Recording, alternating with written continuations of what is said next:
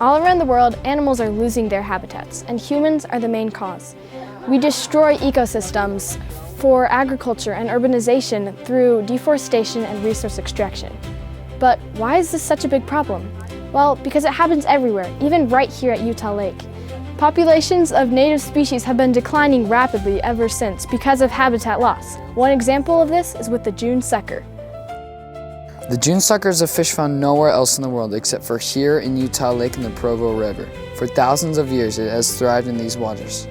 However, over time, humans have begun to disrupt the ecosystem through changing water flows, adding of pollution, and habitat loss. Not only that, but then there are the invasive species that have been brought here by humans. Invasive species like northern pike who kill June suckers and carp who compete for food. In the end, these problems have damaged and destroyed the ecosystem, causing many problems. To fix this, scientists use several restoration strategies.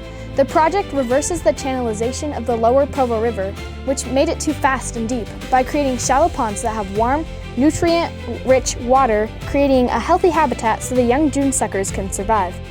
Prior to the project, the baby fish never had a safe place to grow because of how harsh the environment had become.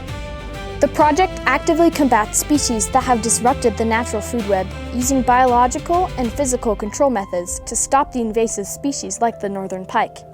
These large predatory fish were illegally introduced to Utah Lake and are a threat to young June suckers. The project uses weirs, fence-like structures with a 1 1/4 inch spacing in the outlet channels, to stop large pike from entering the nursery habitat of the delta, while still allowing smaller June suckers to pass. Carp also dominate the ecosystem, churning up dirt in the bottom, making the water quality worse and eating food sources.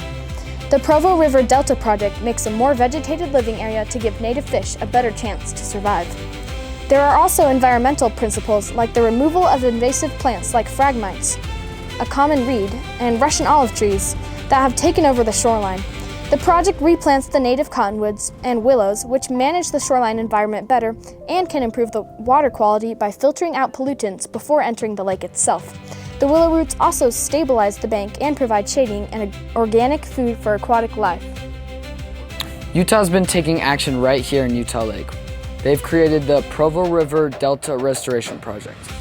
They restored the naturally functioning river-lake interface essentially for many native plants and animals, including the June sucker, which was recently removed off the endangered species list after decades of conservation efforts.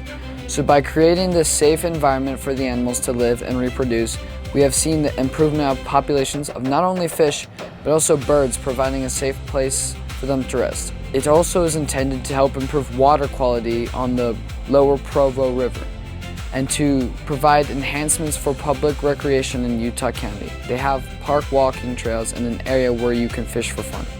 Improving environments isn't impossible. Truly, it's quite simple. The change each individual person can bring will be able to restore the habitats of our beloved June sucker and all animals alike.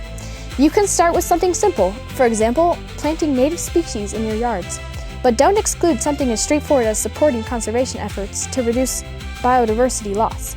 If we don't act, ecosystems will continue to collapse. But if we do, we can restore balance and protect the species that depend on it, including the ones found nowhere else on Earth.